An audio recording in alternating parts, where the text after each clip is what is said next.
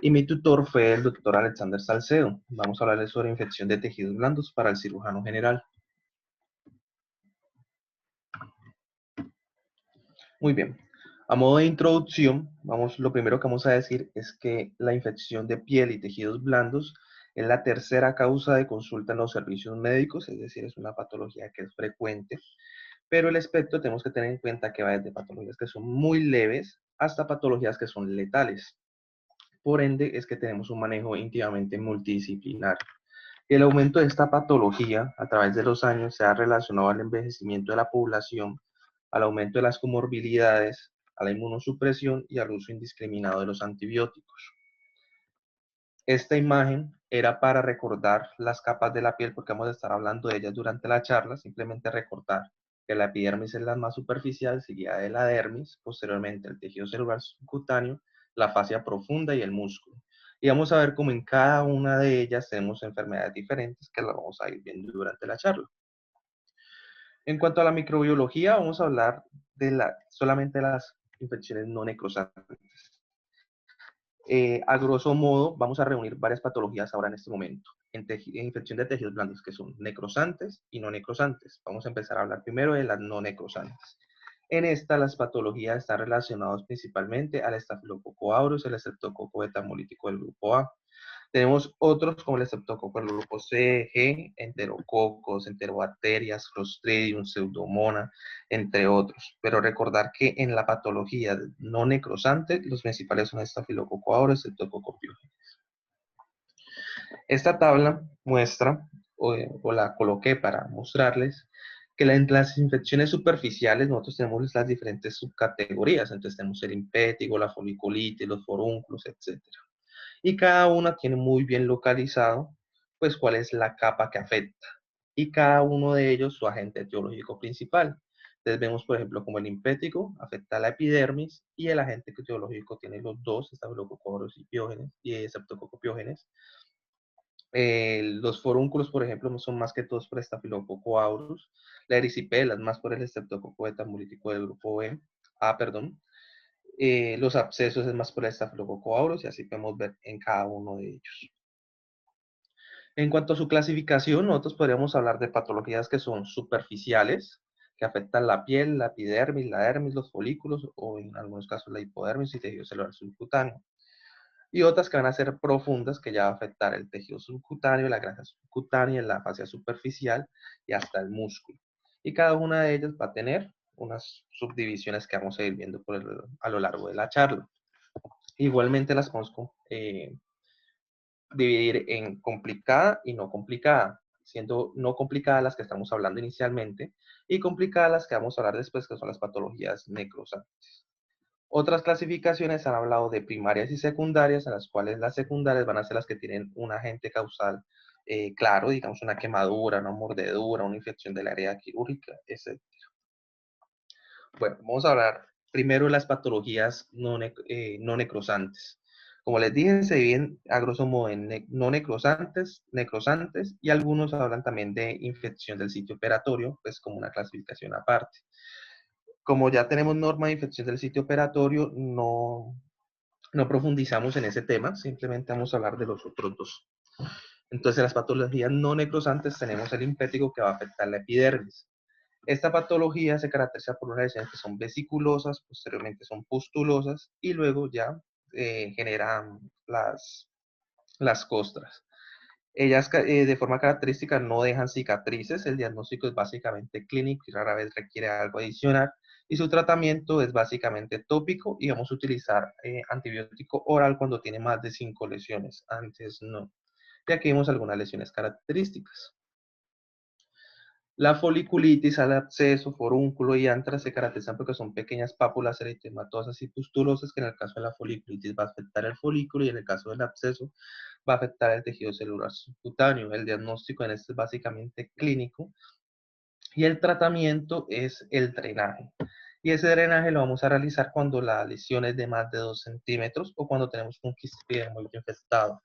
No se debe usar antibióticos, una recomendación 1C, pero si el paciente tiene pues comorbilidades asociadas más que todo a inmunosupresión o es complicado y es resistente o al manejo inicial, se puede requerir el manejo oral con trimethoprim-sulfa o clindamicina. Y como alternativas, todas las que ustedes ven acá. Acá las lesiones características, esta de la izquierda es una foliculitis y a la derecha tenemos un absceso. Nuevamente, recuerdas que se drenarían las que sean mayor a 2 centímetros. La erisipela es una patología que afecta a la dermis. Es una patología que tiene un eritema bien demarcado que eso lo diferencia de la celulitis que vamos a ver posterior y tiene un compromiso linfático importante. Solamente afecta a la dermis, el diagnóstico es básicamente clínico y en algunos casos vamos a requerir hacer una biopsia para principalmente identificar gérmenes cuando se sospecha que son multiresistentes, que ya han tenido tratamientos previos y no mejoran. De resto, el diagnóstico es simplemente clínico. El tratamiento se hace con cefalexina y se tiene como alternativa la clindamicina y la amoxicilina. Y cuando requiere manejo endovenoso se puede hacer con oxacilina y cefazolina. Acá tenemos una imagen, ustedes recuerden que es bien demarcada. Porque la celulitis afecta el tejido celular subcutáneo, también nos afecta al paciente clínicamente, el paciente tiene dolor, eritema, puede tener alzas térmicas, malestar general, y esta va a dar pues un edema generalizado, pero también nos va a afectar el tejido celular subcutáneo sin hacer una demarcación de la piel como en el caso de la erisipela, sino que es un poco como más difuso con su clásica piel de naranja. La piomiositis ya va a ser una infección más profunda, como su nombre lo indica, pues la presencia de abscesos en los músculos. Esta fiebre, mialgias, malestar general, y a la palpación del músculo afectados, la literatura nos habla de unos músculos leñosos a la palpación. El diagnóstico de este es básicamente con ecografía, ya que este nos permite realizar además la punción, hacer el procedimiento que requiere como tratamiento. Pero también en el TAC y en la resonancia se puede diagnosticar. Los hemocultivos son positivos del 5 al 30% de los casos y cuando se hacen principalmente la Staphylococcus aureus y la Streptococcus pyogenes se encuentran en las muestras. Y el tratamiento es con drenaje y tenemos pues como alternativas todas las que vemos ahí, vancomicina y el Staphylococcus aureus meticilinos sensible se puede manejar con cefaxolina o oxacilina. Acá vemos un engrosamiento del músculo a la izquierda normal, a la derecha afectado, y acá vemos pues el absceso a nivel muscular. Ahora vamos a hablar puntualmente de lo que más nos compete a los cirujanos, la infección necrosante de tejidos blandos. Entonces, la infección necrosante de tejidos blandos va a ser una infección que es de rápida diseminación, que involucra la piel, el tejido celular subcutáneo, la fase y en algunas ocasiones los músculos. Recordar que un tercio de sus pacientes desarrolla shock y falla multiorgánica y por eso está relacionado tanto a la mortalidad. Siendo juiciosos y haciendo todo bien, aún con la cirugía, los desviamientos, todo lo que se tiene que hacer, la mortalidad sigue siendo alta, como ustedes ven en la diapositiva, y por eso pues, va a requerir múltiples intervenciones quirúrgicas y un manejo multidisciplinario. Tenemos múltiples factores de riesgo, como lo vemos acá, vamos a dividirlo en factores generales y factores locales. Los factores generales va a ser básicamente todo lo que nos causa inmunosupresión en el paciente, siendo principalmente la diabetes mellitus la más frecuente en los pacientes. Tenemos alcoholismo, tenemos VIH y tenemos todas las que ustedes ven allí. Tenemos otros factores locales, como cuando hablamos de factores locales es básicamente la puerta de entrada al germen. Entonces tenemos las heridas cutáneas, las heridas penetrantes, la cirugía local, úlceras crónicas, cuando tenemos pacientes que han tenido venopunción previa, procedimientos quirúrgicos cualquiera que sea, artropatíos y traumatismos locales. Durante el curso de su evolución podríamos presentar ver tres tipos de pacientes. Unos que cursan con una forma fulminante en la cual se caracteriza por un shock, el paciente se descompensa y se luce tóxico muy rápidamente. Ese es el que más mortalidad va a tener. Tenemos otra que va a ser la evolución aguda, en la cual los síntomas se van a dar a lo largo de los días. Entonces vamos a empezar a ver las áreas extensas de necrosis, pero en una evolución un poco más lenta que en la fulminante. Y la subaguda, que tiene un curso más indolente inicialmente, y esta a pesar de que da más tiempo, en teoría es la que más se nos puede pasar porque al inicio parece una patología no necrosante. Entonces al principio parece una celulitis, parece una erisipela y luego termina siendo una enfermedad necrosante. Entonces esta es la que más nos vamos a concentrar. Durante su evolución, vemos acá en esta gráfica cómo está en la epidermis una lesión. Esa brecha que se abre ahí hace que entre las bacterias y con todas sus esporas, con todas sus exotoxinas. Al liberar sus exotoxinas va a causar una respuesta inflamatoria dada por la migración de plaquetas y leucocitos al sitio, y eso va a aumentar el nivel de edema y va a empezar a haber un transudado de toda su vasculatura periférica. Todo eso, a final de cuentas, va a crear las bulas que estamos viendo acá. En algunos casos puede ser hemorrágica. Pero cuando aumenta esas exotoxinas, empieza a haber una lesión ya profunda y empieza a haber una oclusión vascular. Y eso es lo que nos va a generar la necrosis de la piel, del tejido celular subcutáneo, posteriormente en la fascia y hacia el músculo. Entonces acá vamos a tener una infección que va de arriba hacia abajo.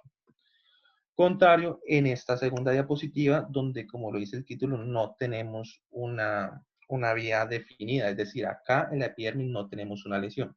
¿Qué fue lo que pasó? Que tenemos una lesión, pero profunda. Llámese un esguince, un traumatismo, cualquiera de esos. Por ejemplo, que estamos dando del esguince, el paciente tuvo su esguince acá y llega pues todo su respuesta inflamatoria. Pero concomitante el paciente estaba cursando con una bacteremia, digamos en este caso por un estreptococo beta hemolítico del grupo A, digamos que el paciente tiene una faringitis. Entonces, ese estreptococo migra hacia donde está la lesión, libera sus exotoxinas y continúa la cascada común y corriente como lo vimos anteriormente, pero en vez de ser de arriba hacia abajo, va a ser de adentro hacia afuera. Tenemos esos dos mecanismos. Este estudio fue realizado en 182 pacientes, en los cuales notaron que 28 de los 182 tenían patología necrosante por un solo patógeno. Es decir, que 154 pacientes tenían infecciones polimicrobiales. De recordar que en el caso de la patología necrosante, nosotros siempre tenemos que pensar que ese paciente tiene una infección polimicrobial. Y aquí vemos, muy similar a la tabla anterior, las infecciones profundas, cómo se subdividen. Ahorita vamos a hablar un poco de eso. Y se dividen en las diferentes subcategorías del compromiso del tejido. Pero lo importante nuevamente es ver el agente etiológico de cada uno y cómo cambia totalmente la epidemiología. Siendo aún acá, por ejemplo, el Staphylococcus aureus y el Streptococcus el que está dominando la celulitis severa, vemos cómo empiezan a haber muchos gérmenes más complicados y pues, ya infecciones polimicrobianas. En cuanto a su clasificación, y esto es muy importante, han habido múltiples formas de clasificar esta patología y estamos viendo aquí cómo se subdivide. Entonces, en las celulitis necrosantes tenemos patologías que son polimicrobiales, clostridiales y anaerobias. En la fascitis necrosante y en todas las patologías necrosantes como tal, han tendido a agruparlos en 4 grupos grandes. El primero es una infección polimicrobiana, la segunda es una infección por estreptococo, la tercera es una infección clostridiana y la cuarta es la que llaman otras, en las que tenemos pues, los otros gérmenes, incluyendo hongos. Pero también tenemos infecciones con nombres específicos. Entonces tenemos la gangrena de Fournier, la gangrena sinérgica, la angina de Ludwig, cualquiera de esos. Vamos a empezar a hablar brevemente de cada uno. La fascitis necrosante es una patología que causa una inflamación severa con necrosis de la piel, de la grasa y del tejido celular subcutáneo y la fascia, que por eso es su nombre.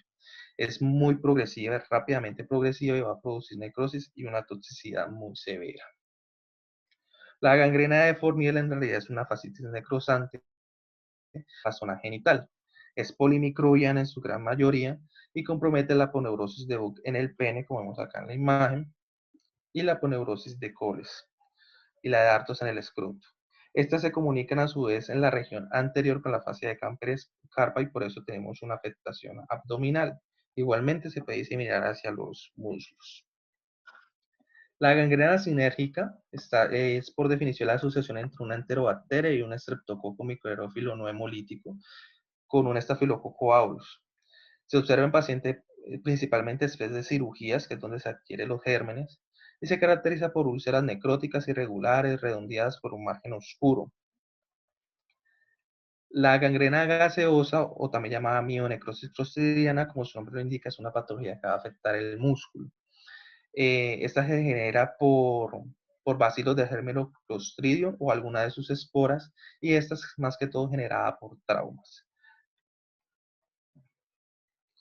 Y la angina de Ludwig es en realidad una celulitis que compromete los espacios submaxilar, sublingual y submentoneal y se origina principalmente de infecciones locales que pueden ser peramigdalinas, que pueden ser faringias y posteriormente se disemina.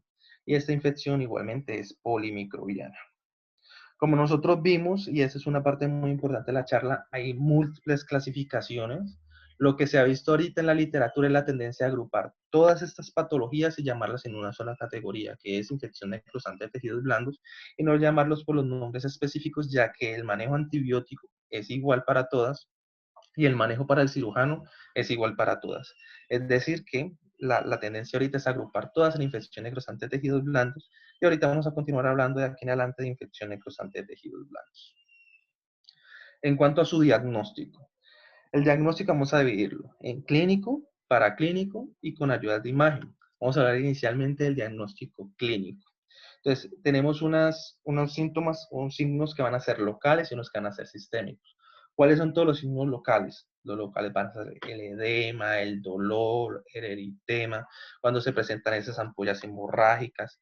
Algo que clínicamente buscan mucho, que son los crépitos a la palpación, la necrosis cuando se visualiza como tal, los cambios de coloración, el dolor intenso y desproporcionado, ese paciente que uno ve que la lesión es pequeña, pero que duele desproporcionadamente y duele por fuera del área del eritema. Y también vamos a tener unos síntomas locales y signos locales, los cuales vamos a tener las alzas térmicas, el paciente que está séptico con taquicardia, que está hipotenso, que está choqueado, que está confuso, todo eso lo tenemos que tener en cuenta. En este estudio que vemos a la derecha, se realizó pues, la revisión sistemática para identificar cuáles eran los signos más tempranos que se presentaban en esta patología. Ellos encontraron que el edema, el dolor y el eritema eran los que más rápido se presentaban. Si ustedes notan, son signos muy inespecíficos que nos haría probablemente llegar a un diagnóstico tardío y que si el paciente está en una época de subaguda, una etapa subaguda, pues de pronto nos demoramos en él. Y los signos duros, como los que vemos ahí del rash equimótico, el shock séptico y la epidermólisis, son más tardíos. Entonces, ese paciente de pronto se diagnostica con eso de forma más tardía y ya está mucho más comprometido. Los crépitos que tanto se busca al examen físico y que tanto se habla de ellos, ten en cuenta que solamente se encuentran en el 18% de los pacientes. Y las fliptenas y la necrosis no van a estar presentes hasta en el 70% de los pacientes. Entonces, tener esto en cuenta en el momento de valorar el paciente, porque el examen físico que no tenga esto no quiere decir que el paciente no tenga una infección necrosante de tejidos blandos. En cuanto a los patologías, Wong, que es uno de los que más ha estudiado sobre el tema, hizo esta escala que se llama escala de laboratorio para el riesgo de una fascitis necrosante y que posteriormente fue validada para todas las infecciones necrosantes. Lo que él hizo es tener estas 6 variables, todas de laboratorio, a cada una darle un puntaje, y el puntaje máximo en esta es de 13, siendo el punto de corte 6. Si el paciente en su estudio inicial tenía 6 o 7, tenía un riesgo intermedio con un 50-75% de probabilidades de tener una fascitis necrosante. Cuando ya era mayor a 8, ya aumentaba un 75%. Entonces era como una ayuda adicional con los paraclínicos. ¿Eso sirve para qué? Para exactamente en ese grupo subagudo, en ese que queda dudas en el examen físico, aplicar esta escala y mirar cuáles eran una patología no complicada y cuáles eran una patología necrosante. Para eso servía esta escala. Posteriores validaciones vieron que la sensibilidad cuando el puntaje era mayor a 6 era de un 68.2% y la especificidad del 84.8%. Pero cuando el puntaje era mayor a 8, la sensibilidad aumentaba un 83% y una especificidad del 90%. Tener en cuenta que al tener una sensibilidad baja, pues va a tener bastantes falsos negativos este texto, ¿no? Esta escala no va a tener utilidad y no la debemos aplicar cuando los signos clínicos son claros, es decir, cuando el paciente ya tiene cambios que son compatibles como tal, como con infección necrosante, pues uno no tiene por qué aplicar escalas adicionales, incluso imágenes adicionales, sino que ese paciente debe ir primariamente al quirófano. Este es un metaanálisis, realizó 23 artículos con una N bastante importante de 5.982 pacientes para esta patología que así es rara. Y notaron que cuando se tenía un puntaje de RINA mayor a 6, tenía una sensibilidad del 68.2 y especificidad del 84.8. pero cuando era mayor a 8 bajaba la sensibilidad a un 40.8 y una especificidad del 94.9. Quiere decir que entre mayor puntaje, si somos más exigentes, se nos va a escapar pues, más pacientes y por ende vamos a tener más falsos negativos todavía. Vamos a hablar ahorita de las ayudas por imagen y de la primera que vamos a hablar es de la radiografía. Porque en la radiografía lo que busca en teoría es encontrar el gas y el enfisema subcutáneo. Como dije anteriormente, no se presentan todos y de por sí en la radiografía no es fácil de ver y no se presentan todas. Por lo tal, no vamos a utilizar la radiografía como diagnóstico. La tomografía y resonancia. El TAC tiene una sensibilidad que en alguna literatura llega hasta el 100%, pero varía del 80 al 100%, y una especificidad del 81%. Mientras que la resonancia tiene una sensibilidad del 90 al 100% y una especificidad del 50 al 85%. ¿Qué es lo que tenemos que tener en cuenta? Que ellos van a valorar el aumento del grosor de la fascia, el realce con el contraste y la presencia de gas en los tejidos. Pero si nosotros tenemos un traumatismo o tenemos una cirugía previa, eso también se nos va a alterar. Entonces hace que sea el diagnóstico más complicado cuando tenemos esas patologías asociadas y pues esas son muchas de las puertas de entrada para los microorganismos en el caso pues del manejo del cirujano. Entonces tener eso muy en cuenta. La ecografía va a haber un engrosamiento facial difuso, colecciones, irregularidad en la fascia, tiene una sensibilidad del 88.2% y una especificidad del 93.3%, con una precisión diagnóstica del 91.9%.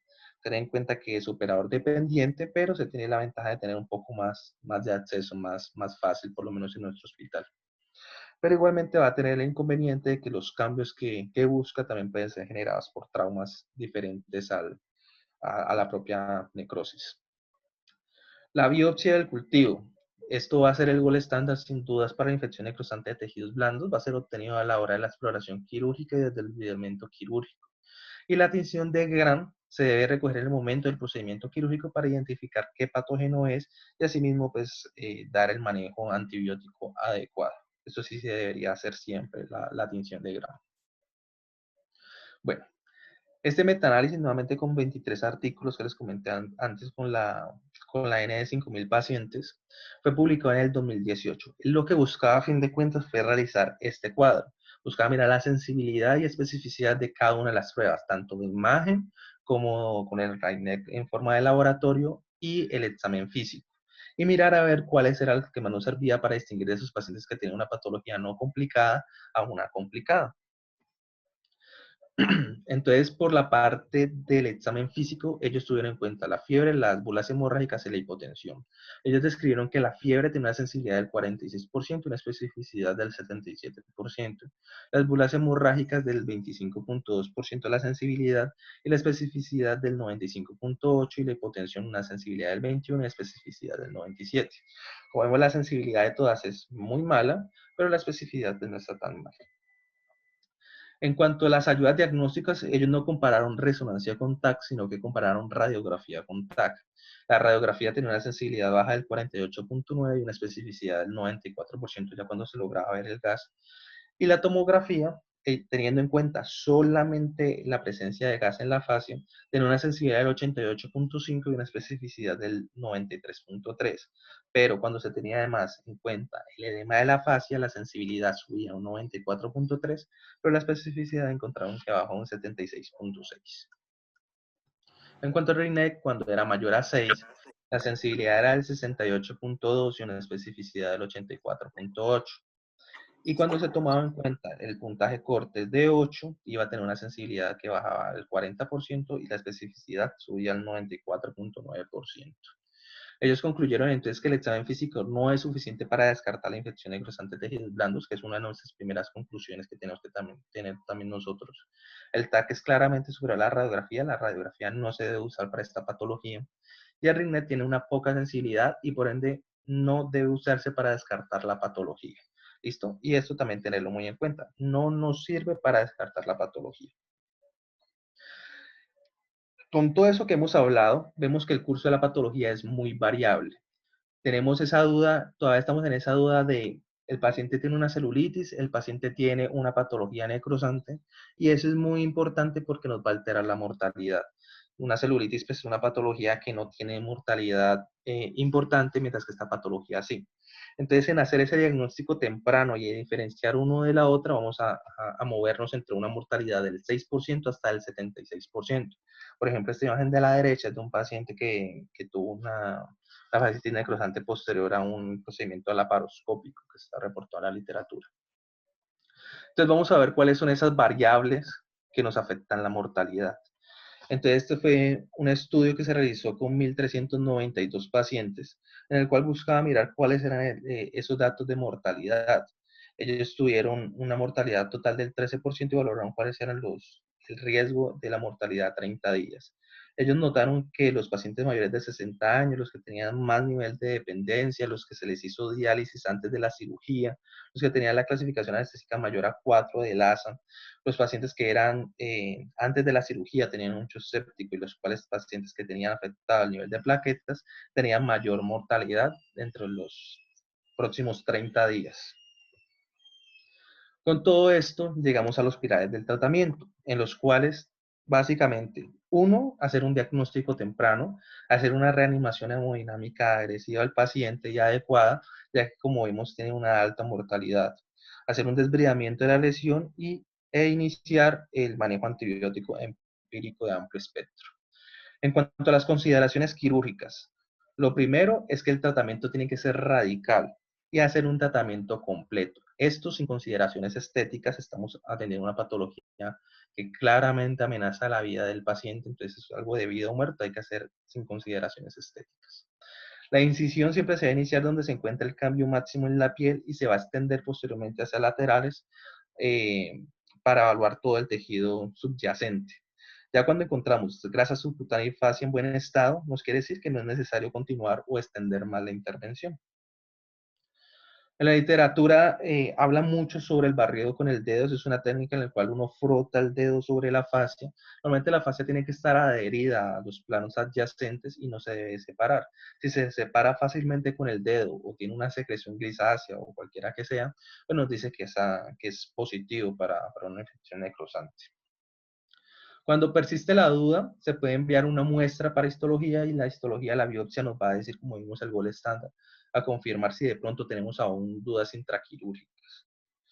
Cuando ya encontramos tejido viable y sangrante, es el momento para decir hasta ahí, no se extiende más y esos van a ser los bordes de la incisión. Tener en cuenta que muchas veces podemos requerir amputaciones, principalmente cuando la infección ya está comprometiendo una articulación o cuando incluye pues, una diseminación rápida por la extremidad o circunferencial o un compromiso sistémico importante. Con todo eso llegamos a una pregunta: ¿cuál es el momento ideal para hacer el control de la fuente? Es decir, para llevar ese paciente al quirófano. Este estudio fue realizado con 341 pacientes, 143 fueron manejados con un desviamiento temprano, que ellos lo catalogaron como menor de 12 horas, y 198 con un desviamiento quirúrgico tardío. Ellos notaron que la mortalidad en el temprano era del 14%, pero cuando se hacía el procedimiento más de 12 horas, con esa tardanza, tenía un porcentaje de mortalidad del 25.8%, el cual era claramente mayor.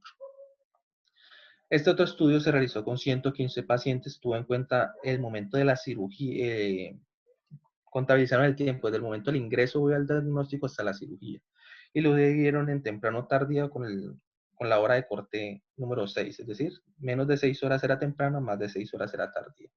El 30% de ellos lo hicieron de forma temprana, el 70% de forma tardía, y el grupo tardío tuvo una estancia prolongada, a diferencia del grupo temprano. Entonces, la estancia hospitalaria promedio fue de 38 días versus los 23 días que tenían los que se operaban de forma más temprana. Y luego ellos notaron que por cada hora de retraso de tiempo en la cirugía había un aumento del 0.26 días en la estancia hospitalaria, es decir, que entre más nos demoremos en llevar ese paciente al quirófano, más estancia hospitalaria para él. Asimismo, ellos hicieron un análisis multivariable y empezaron a ver cuáles eran las comorbilidades asociadas. Entonces vieron que el alcohol, la enfermedad vascular periférica, la diabetes, la obesidad, el hipotiroidismo y el EPOC fueron las patologías que aumentaban la mortalidad, y estas en ambos grupos, tanto temprano como tardío. Cuando ellos valoran todos los paraclínicos de los pacientes, recordemos que ambos pacientes tienen la patología, es decir, todos los paraclínicos, pues en teoría, podrían estar alterados. Ellos valoraron los leucocitos, las plaquetas, el sodio, la glucosa, el lactato, el pH y el albúmina en ambos grupos y vieron que no había diferencia estadísticamente significativa. Es decir, que estos parámetros son iguales en tanto temprana como tardía. Pero lo que vieron es en cuanto a los cambios que vieron fue en creatinina y boom, siendo la insuficiencia renal más frecuente en los pacientes que se llevan a cirugía de forma tardía que los que lo hacen de forma temprana. Y esto es muy importante tener en cuenta. ¿Por qué? Porque cuando ellos hacen nuevamente la regresión estadística, ven que la insuficiencia renal está directamente relacionado con el aumento de la mortalidad. Nuevamente retomo, los pacientes que se operan de forma tardía son los pacientes que tienen más insuficiencia renal. Y la insuficiencia renal aumenta la mortalidad del paciente. Por ende, los grupos que se llevan de forma tardía son los que más mortalidad van a tener. Y otra asociación que encontraron es que las lesiones cuando se encontraron en el torso eran las que más se asociaban a mortalidad. Siguiente pregunta, ¿cuál sería el mejor momento para la exploración? Es decir, ya operamos ese paciente, ¿será que hacemos como cuando tiene un VAC que se valora a las 48 horas, a las 72? Pues de eso tenemos el consenso de la WS en el 2018 y ellos consideran planificar la primera reexploración dentro de las primeras 12 a 24 horas, no más de ese tiempo, y repetir la reexploración hasta que el paciente esté libre de la necrosis. El paciente puede requerir antes de esas 12 o 24 horas nueva reexploración, sí, y ese es el paciente que se deteriora y que tiene un empeoramiento clínico y paraclínico. Y ellos describen principalmente los leucocitos. Si el paciente empieza a presentar más leucocitos, probablemente requiera un nuevo manejo quirúrgico. En cuanto al tratamiento antibiótico, lo que les mencioné antes es una patología que es polimicrobiana, por eso tenemos que hacer una cobertura de amplio espectro. El manejo tiene que ser endovenoso, el intramuscular y oral está altera la farmacocinética, entonces no lo debemos de utilizar. Se recomienda cubrir gram negativos, incluyendo pseudomonas, gram positivos, incluyendo estafilococcus aureus meticilinos resistentes, y también tenemos que cubrir anaerobios. Y tener en cuenta que como tenemos una alta incidencia de patologías por estreptococopiógenes, se debe que cubrir también con clindamicina. Esta es la guía de infectología colombiana. Ellos tienen un artículo relativamente reciente del 2018 en el cual hablan sobre infección de piel y tejidos blandos, hablan también sobre la patología necrosante y lo que así. Y ellos recomiendan el uso de vancomicina en combinación con cefepime o piperacina tazobactam más clindamicina endovenosa. Entonces ese digamos que sería el protocolo que se adhiere para nosotros. Se recomienda reemplazar la vancomicina en los pacientes que tienen falla renal y se reemplazaría por linezolid. Y tener en cuenta que podemos utilizar cefalosporinas de tercera y cuarta generación y doxiciclina cuando hay sospecha de vibrio. Y esos pacientes van a ser los que tienen disfunción hepática o cirrosis o los que tienen contacto con agua salada, que son los principales factores de riesgo para este germen. Igualmente, cuando hay algún factor de riesgo para neumonas, se tiene que manejar con cefepime y quinolonas más doxiciclina. ¿Hasta cuándo vamos a dar los antibióticos? Nuevamente el consenso nos habla de que la terapia tiene que ser hasta que el paciente haya mejorado clínicamente, esté afebril por más de 48 a 72 horas y que el paciente ya no requiera más desbridamientos quirúrgicos. Sin embargo, y con una recomendación baja como lo vemos acá, ellos dicen que se podría guiar con la procalcitonina para decir cuándo parar el manejo antibiótico. Recientemente se ha hablado mucho en esta patología sobre el oxígeno hiperbárico. Este nos entrega un oxígeno al 100% a una presión de 2 a 3 atmósferas y en teoría lo que busca es mejorar la función leucocitaria y disminuir esa producción de toxinas. Sin embargo, no ha mostrado claros beneficios en su manejo y con esto el consenso pues lo recomienda, tiene un nivel de recomendación 2B y dice que se puede considerar cuando ha tenido un tratamiento quirúrgico completo. Las inmunoglobulinas se basan en el método, en el teórico de disminuir la liberación de exotoxinas del estafilococo y estreptococo, y así disminuir el síndrome de respuesta inflamatoria, que es lo que termina matando a los pacientes. En esta revisión de Cochrane hubo 100 pacientes, le administramos dosis de 25 gramos de la inmunoglobulina y lo compararon con el placebo. Y como lo podemos ver acá, no hubo ninguna diferencia. En cuanto a mortalidad a los 30 días fue exactamente igual. Y esto que está acá abajo es en cuanto a complicaciones a largo plazo, los pacientes que se iban para UCI, los pacientes que tenían falla renal, y tampoco hubo ningún tipo de diferencia. Entonces, definitivamente, por el momento, por lo menos en este momento, no hay consenso para recomendar esta inmunoglobulina. Con todo esto y ya terminando, podemos hablar ya de las conclusiones.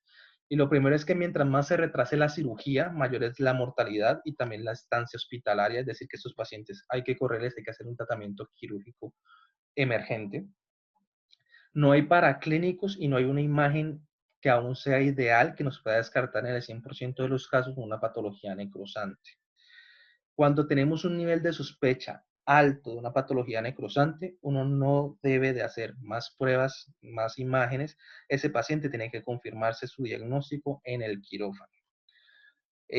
Las bases o los pilares, recordarlos, que va a ser el soporte hemodinámico, el tratamiento quirúrgico precoz y adecuado con su tratamiento quirúrgico, el manejo antibiótico empírico, son lo que nos va a aumentar la supervivencia en estos pacientes que ya de por sí tienen una patología con una mortalidad muy alta. Y con todo esto, esta es nuestra propuesta para el manejo, en la cual nosotros podemos tener una clínica sugestiva de una infección necrosante de tejidos blandos, que puede ser alta, intermedia o baja, con toda la clínica que hablamos. Entonces tenemos una sospecha alta. Ese paciente que ya tiene bulas hemorrágicas, que está séptico, que el portero nos dice que eso es una infección necrosante de tejidos blandos, ese paciente tiene que ir directamente a cirugía con toma de cultivo. Si intraquirúrgicamente por alguna razón se tiene dudas, se puede tomar la biopsia.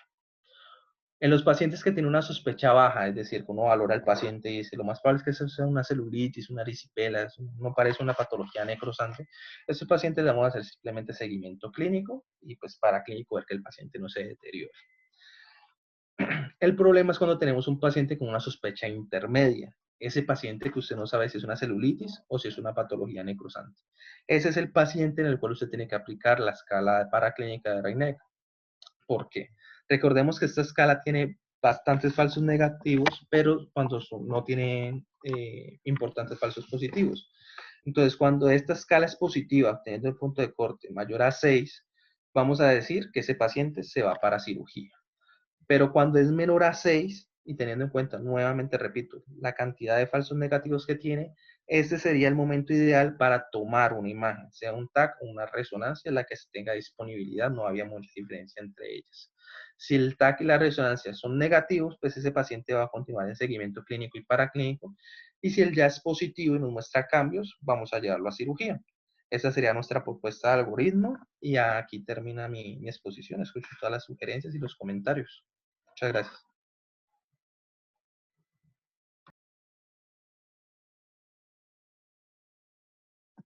Bueno, muchas gracias, David. El doctor González dice completamente de acuerdo con el barrido digital intraoperatorio, identifica los límites de la infección de las heridas severas.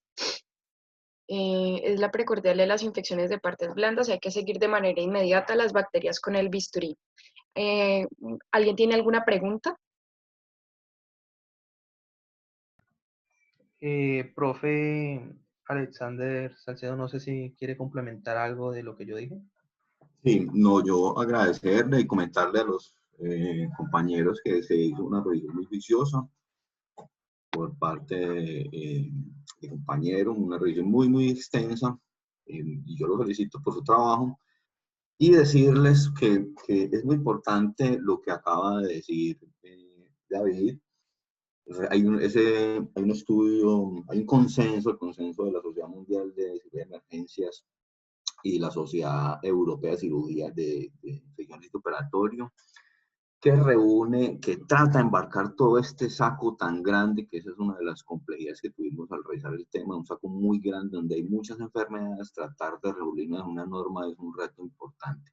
Creo que él lo logró enfatizando en lo que nos interesa, que son las infecciones necrosantes. Entonces ellos lo dividen en infecciones citooperatorias, que es otro cuento, y en las infecciones necrosantes y no necrosantes. Como él la explica muy bien, tenemos que enfocar nuestra atención en las enfermedades que más mortalidad nos da. Entonces esta propuesta sería como el punto a debatir, el punto de corte del uso del sistema de laboratorio, y yo quisiera que los docentes miráramos si estamos de acuerdo con eso, porque prácticamente lo que significa es que si hay algún puntaje importante, ese paciente no pensar en otra cosa, sino llevarlo a cirugía si es más de 6. Y si es menos de 6, entonces sí de pronto buscar que no se nos escape ninguno y la tomografía o la resonancia, creo que es el método ideal. Yo esperaría a ver si los compañeros opinamos sobre esto, y si no, yo pienso que ese sería como el aporte valioso que se le hace a esta parte.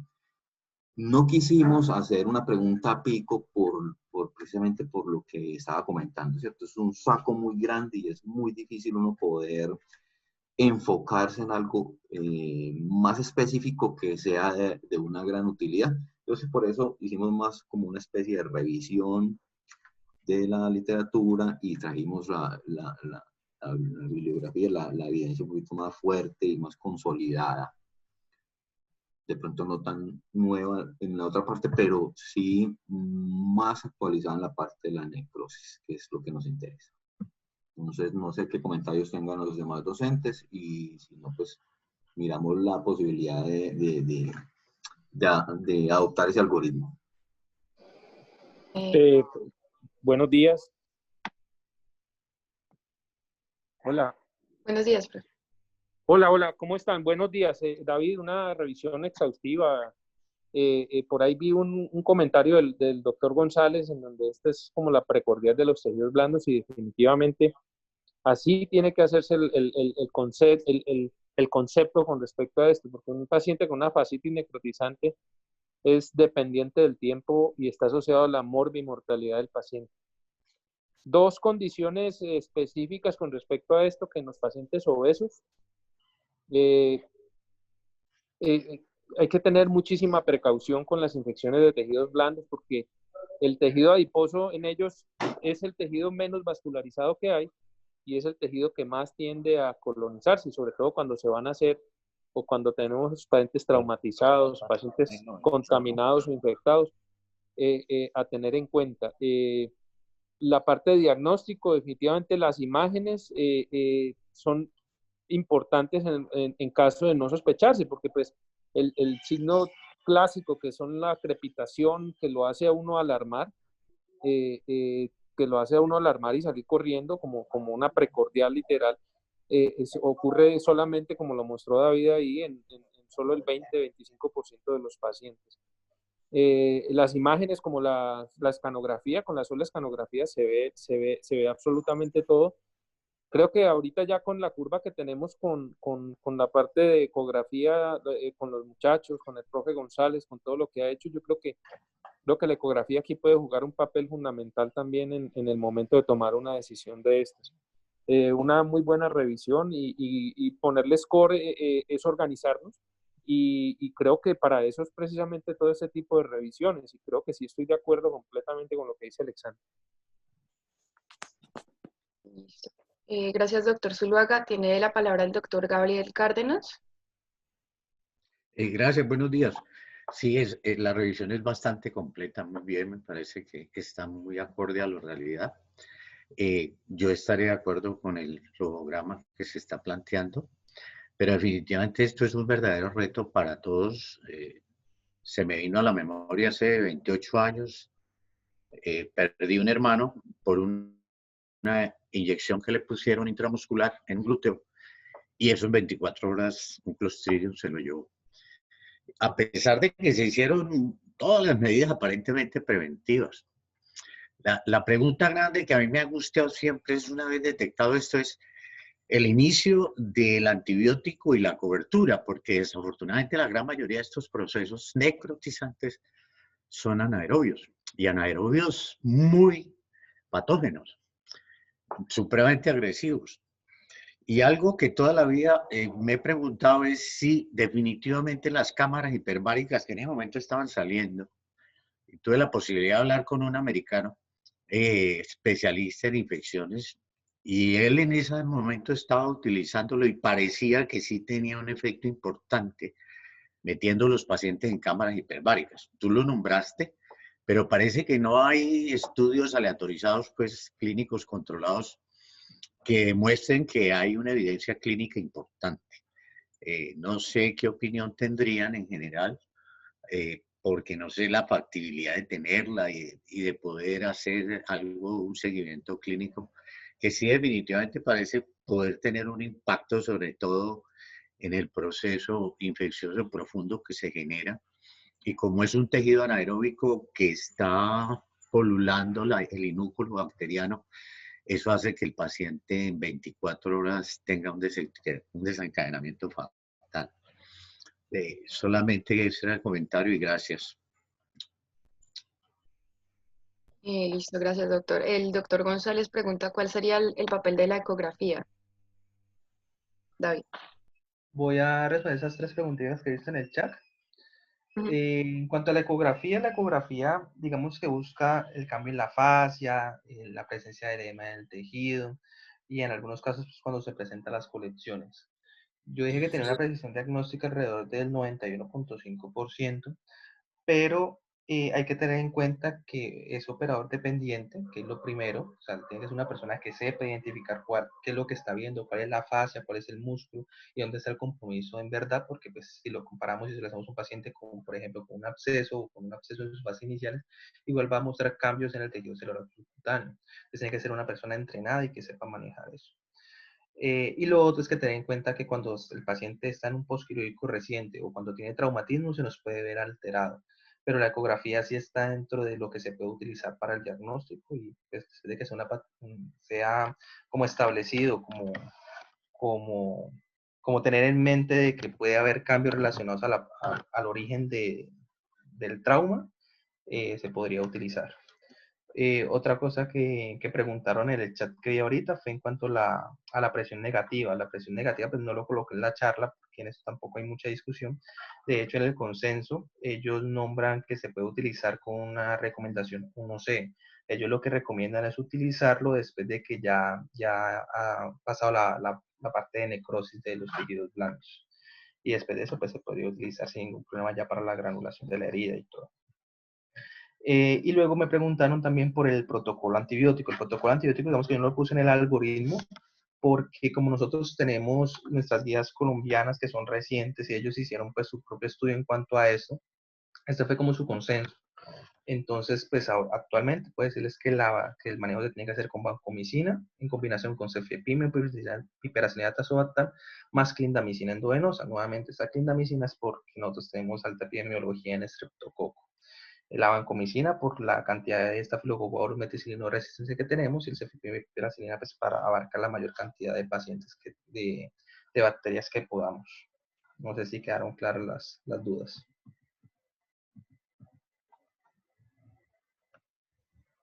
Y listo. Tiene la palabra el doctor Alain.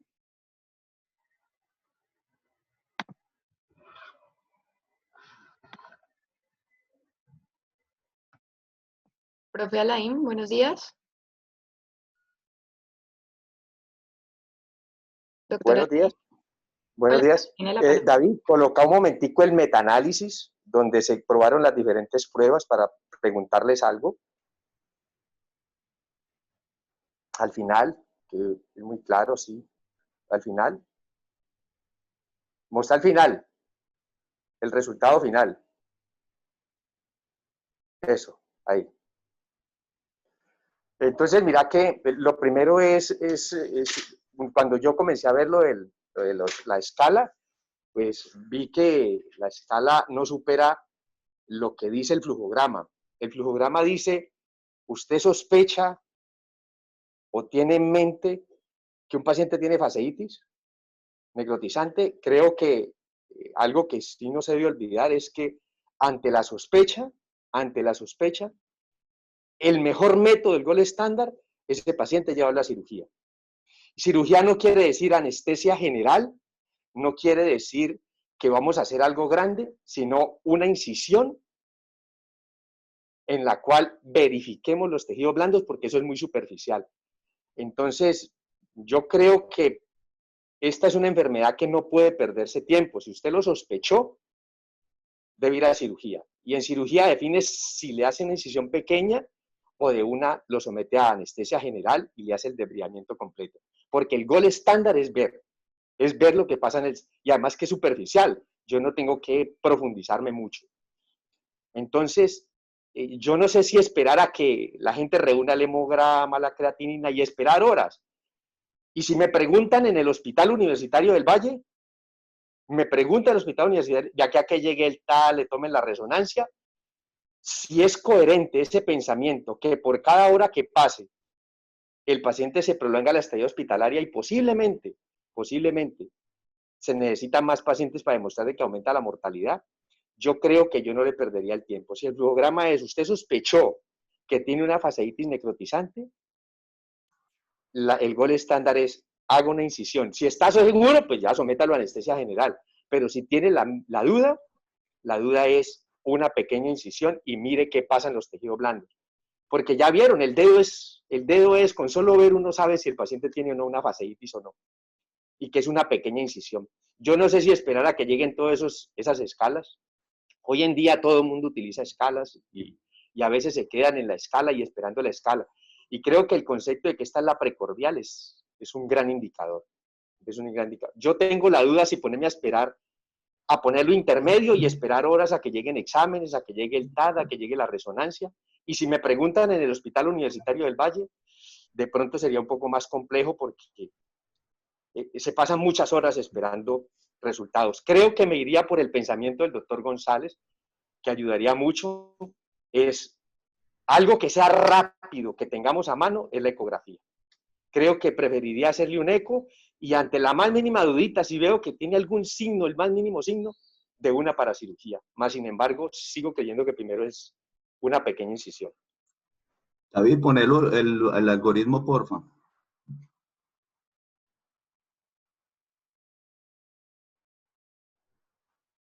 Bueno, profe, lo que pasa es que de pronto no viste la parte izquierda de la tabla, pero ahí está muy claro. Si tenés una sospecha alta, no te pones a esperar nada, ¿cierto? Te lo llevas a cirugía. Ahora, Sí, no. yo creo que, hombre, vas a hacer una incisión pequeña, pero yo no quisiera que tuvieras una incisión pequeña y yo hacértelo sin anestesia ni nada para meterte el dedo en el tejido blando, así sea muy superficial, ¿cierto? En un paciente consciente. No, eso es con anestesia local, eso es con anestesia local, eso Pero la no es anestesia local no coge en los tejidos infectados, profesor. Entonces, yo lo que creo es que ahí está en el algoritmo. Si usted tiene una sospecha alta, usted no tiene que esperar laboratorios. Ese es en ese grupo donde vos ves una eritemita y un signito poco común, el edema, el rubor, esos signos inespecíficos a los que vos le vas a dedicar tiempo, a que vos no tenés esa conciencia de que está muy mal y que lo vas a llevar a cirugía, sino que tenés esa duda razonable, a ese es el que le vas a hacer la intermedia. Yo estoy de acuerdo con la ecografía, pero la ecografía por una persona que la haga constantemente y que sepa identificar sus cambios. Lo que revisamos, hay cambios sutiles, muy en específicos todos, de los hallazgos ecográficos que son útiles y tiene la ventaja de ser a la cabecera. Nosotros somos una escuela en la cual vamos cogiendo fuerza, entonces la ecografía tiene un papel muy importante y ya vieron que su valor predictivo positivo y negativo no se aleja mucho de los grandes estudios. Entonces, yo completamente de acuerdo con Alain. Si usted tiene una sospecha alta, no se ponga a pedir laboratorios ni nada, ¿cierto? No se ponga a hacer nada más, llévelo a cirugía con todas las condiciones, ¿cierto? Y haga el diagnóstico y de una vez haga el manejo. Es en este grupo donde la duda es razonable, donde no queremos llevar a un paciente con una celulitis a un procedimiento quirúrgico que pueda no aumentar la mortalidad como mencionan, pero sí pues causar algún deterioro en su estado de salud que no necesita. Entonces, básicamente eso. El algoritmo es muy claro. Si sospechas alta, hay que llevar la cirugía.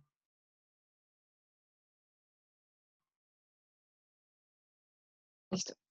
¿Tiene la palabra el doctor Manuel Méndez? Sí, buenos días. Pues felicitar al doctor Benítez por la revisión muy buena. Sí, yo también tengo las dudas en el flujograma, sobre todo con la parte intermedia, lo que pone como intermedia, porque en la escala de Rinek, que dice ahí, pues tiene baja sensibilidad. Entonces, como aferrarnos a esta escala, pues puede hacernos cometer errores. Ahí de pronto hay que pasar directamente a hacer un estudio, una eco si está disponible, o un TAC, o directamente pasarlo y hacerle una revisión en cirugía. pienso que ahí es donde deberíamos revisar un poco más el flujograma.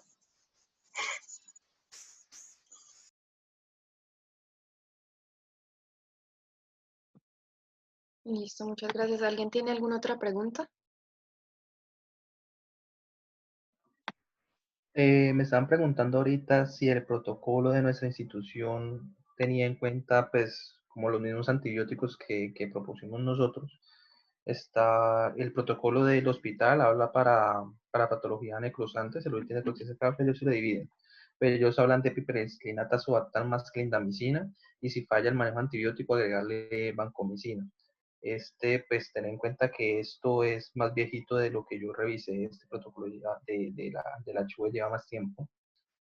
Y pues básicamente lo que cambiaría es que estamos agregando la vancomicina de primera, en el primer manejo, no dejándolo a que el paciente falle. Ya también pues porque hemos visto el estafilococo aureus meticilino resistente que ha aumentado.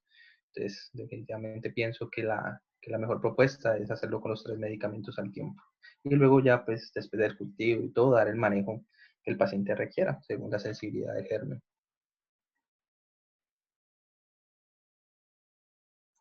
Otra parte importante que no se mencionó, David, que sí hace parte de todo, y es precisamente que una vez se ha identificado el germen, hay que darle el tratamiento específico para él. Eso es muy, muy importante, ¿cierto? Estar muy pendiente de ese cultivo tomado en la primera cirugía y rápidamente, una vez se identifique, darle la cobertura que es adecuada, reduciendo el espectro si es necesario.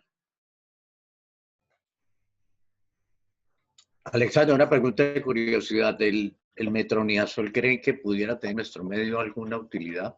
Sobre todo dependiendo del foco donde estuviera la infección. Es probable que si un paciente nos hace una vaseitis post-apendicectomía o post una peritonitis, puede que sea diferente el inóculo bacteriano cuando el paciente la está haciendo por una patología torácica. En fin, se me ocurre, o de tejido blando en las extremidades. Así que no sé si de pronto el metronidazol pudiera tener otra utilidad, porque eso no, en los estudios lo que tú dijiste, pues lo que se presenta la evidencia lo hacen con estos protocolos de antibióticos y la disponibilidad que el otro que a uno le preocupa en algún momento para uno poderla usar.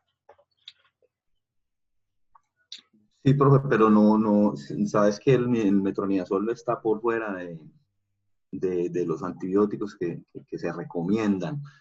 Yo creo que en parte también es la microbiología que juega ahí, de pronto sería muy útil en esa gangrena, en esa fascitis que es sinérgica, donde están las enterobacterias y todos estos otros gérmenes, pero en realidad en lo que se revisó el metronidazol no lo recomiendan mucho.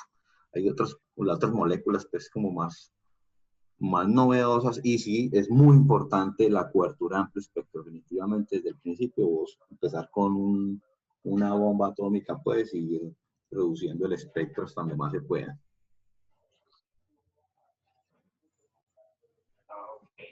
Gracias. Ok, ¿alguna otra pregunta? Bueno, muchísimas gracias por asistir a todos. Muchas gracias a David, muy buena presentación. Y hasta la próxima vez. Muy buena presentación. Muchas gracias. Muchas gracias a Buen todos. día. Hasta luego. Hasta luego, muchas gracias.